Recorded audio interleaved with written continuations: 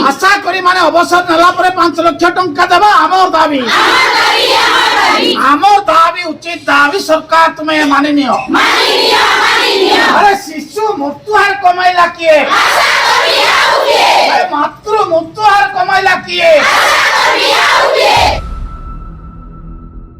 नवरंगपुर जिला रायघर ब्लॉक रो आशाकर्मी संघर आह्वान क्रमे आज आशाकर्मी विभिन्न समस्या को नहीं रायघर ब्लॉक ऑफिस सम्मुख में विक्षोभ प्रदर्शन करा जायतिला।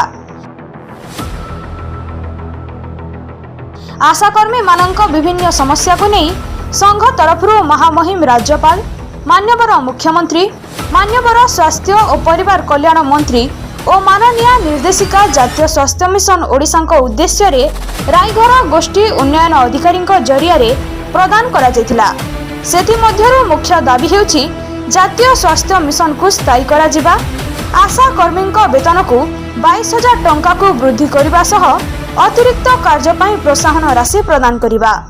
आशा कर्मी माने कार्यरत थिबा समय रे साधारण मृत्यु हेले 5 लाख टंका और दुर्घटना जनित मृत्यु हेले 10 लाख टंका प्रदान करिबा।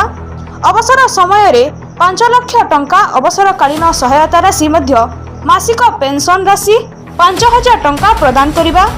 सरकारଙ୍କ तरफरु आशाकर्मी माननकु स्मार्टफोन जोगाई देबा, विजु स्वास्थ्य कल्याण योजना रे आशाकर्मी को अंतर्भुक्त करिबा, ममता योजना रे आशाकर्मी माननकु प्रोत्साहन जोगाई देबा बोली 10 गोटी दाबी आज गोष्ठी उन्नयन अधिकारी जरिया रे प्रदान करा जायतिला।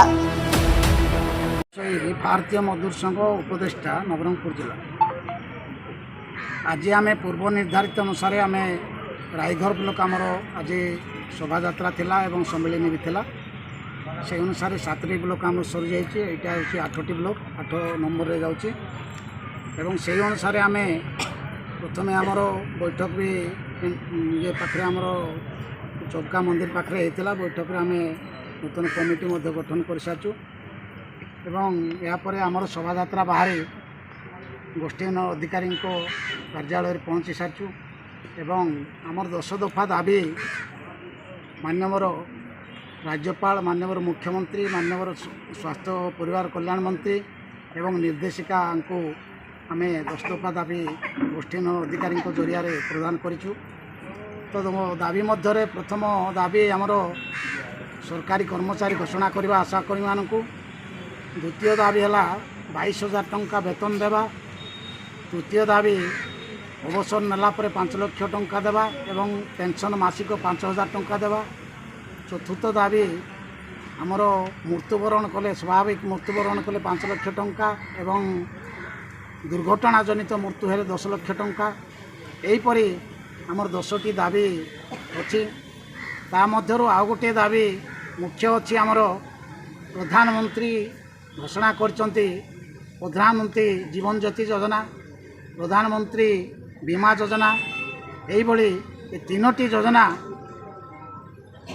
जो घोषणा करचंती ताकू अन्य सबू राज्य भारत वर्ष रे 23टी राज्य समस्ते लागू करथिला बेले ओडिशा प्रदेश लागू करि नांती। तेणु दुखर सहित कहवा पड़ुची तो आम मुख्यमंत्री को मध्य निवेदन करुचु ए सबू दाबी चंचल लागू करा जाऊ एवं जो चिकित्सा बीमा योजना जो अच्छी जदि लागू करा जाए आशाकर्मी मानू ताहले जेकोसी भारत वर्षर हस्पिटाल से चिकित्सा हो पारे। तेणुक ये योजना सब लागू करने आम निवेदन करुँ एवं आज आम 10 दफा दाबी आम जरिया गोष्ठी जरिया आम दाबीपत्र देचु।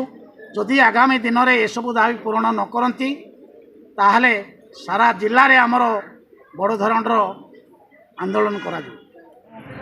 गीतांजलि हरिजन तेंतुलखुंडी ब्लॉक ओडिशा राज्य आशाकर्मी संघ नवरंगपुर जिलार आशाकर्मी मान आज 10टा दाबी नहीं रायघर ब्लॉक रे उपस्थित हो आमर दाबी जो पर्यंत पूर्ण न हो से पर्यंत आम कहीं घुंचबू ना।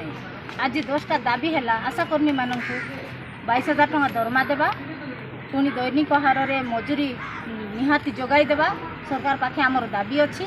मृत्युवरण कले हठात मृत्यु हेले 5 लाख टंका स्वाभाविक मृत्यु है हठात मृत्यु हेले 10 लाख स्वाभाविक मृत्यु हेले 5 लाख अवसर पर 5,000 टंका पेंशन देवे କାରଣ ଆଶାକର୍ମୀ ମାନେ ରାତି ଦିନ ଖଟୁଛୁ, ଆମେ ସମାନ ପରିମାଣର ବେତନ ପାଇପାରୁନୁ। କେବେ ଆମର ନିର୍ଦ୍ଧାରିତ ସମୟ ନାହିଁ, କାର୍ଯ୍ୟ କରିବା ସମୟ ନାହିଁ, ରାତି ଅଧରେ ନାହିଁ, ଦିନରେ ନାହିଁ, ସକାଳେ ନାହିଁ, ନିଜର ଛୁଆ ପିଲାକୁ ଛାଡ଼ିକିରି ଆମେ ବାହାରି ପଡ଼ୁଛୁ ଲୋକଙ୍କର ସାହାଯ୍ୟ କରିବାକୁ, ଘର ଘର ବୁଲି ଯେତେ ରାତିରେ ଯିଏ ଆସିଲେ ମଧ୍ୟ ତା ସହିତ ବାହାରି ପଡ଼ୁଛୁ, ନିଜ ସ୍ୱାମୀକୁ, ପୁଅ ଝିଅ ସମସ୍ତଙ୍କୁ ଛାଡ଼ି। କିଏ ତ ଅଙ୍ଗୁଳି ଦେଖାଇକିରି ଆମକୁ ଅପମାନ ବି ଦେଇସାରିଛନ୍ତି। ସେ ଅପମାନର କଥା ସହ୍ୟ କରି ମଧ୍ୟ ନିଜ ଗାଁରେ ସେବା ଯୋଗାଇବା ପାଇଁ ଆମେ ଆଗେଇ ଅଛୁ, କିନ୍ତୁ ସରକାର ଆମକୁ ଜାଣୁନାହିଁ, ସମାନ ପରିମାଣରେ ବେତନ ଦେଉନାହିଁ। ଆମେ ଆମର ପ୍ରତ୍ୟେକ ସମ ପରିମାଣରେ ବେତନ ପାଇପାରୁନୁ କି ସମ ପରିମାଣରେ ଆମର ସ୍ୱାସ୍ଥ୍ୟକୁ ମଧ୍ୟ ଆମେ ଦେଖିପାରୁନୁ। ଅନ୍ୟଙ୍କର ସ୍ୱାସ୍ଥ୍ୟ ସେବାରେ ଆମେ ନିଜକୁ ହଜାଇ ଦେଉଛୁ। ତେଣୁ ଆମେ ସରକାର ପାଖେ ଆଜି ପ୍ରତ୍ୟେକ ବ୍ଲକକୁ ଦାବି ନେଇକରି ଆମେ ଯାଉଛୁ। ପ୍ରତ୍ୟେକ ବ୍ଲକରେ, ଜିଲ୍ଲାରେ, ରାଜ୍ୟରେ, ପୁଣି କେନ୍ଦ୍ରରେ ଆମର ଦାବି ନେଇକି ଯିବ। ଆମ ଦାବି ଯେଉଁ ପର୍ଯ୍ୟନ୍ତ ପୂର୍ଣ୍ଣ ନ ହେବ ଆମେ କେବେ ମଧ୍ୟ ରାଜରାସ୍ତାରୁ ଓହ୍ଲାଇବୁ ନାହିଁ। ଯଦି ପୂର୍ଣ୍ଣ ନ ହେବ ଧାରଣାରେ ବସିବୁ ପଛେ ସିନା, ଆମେ ଓହ୍ଲାଇବୁ ନାହିଁ। ଯଦି ଉକ୍ତ ଦାବିଗୁଡ଼ିକ ପୂରଣ ନ ହୁଏ ଆଗାମୀ ଦିନରେ ରାଜରାସ୍ତାକୁ ଓହ୍ଲାଇବେ ବୋଲି ଚେତାବନୀ ଦେଇଥିବା ଜଣାପଡ଼ିଛି। ନବରଙ୍ଗପୁରରୁ ଜୟଶ୍ରୀ ନାୟକଙ୍କ ରିପୋର୍ଟ, ଗ୍ରାଉଣ୍ଡ ନ୍ୟୁଜ୍ 7।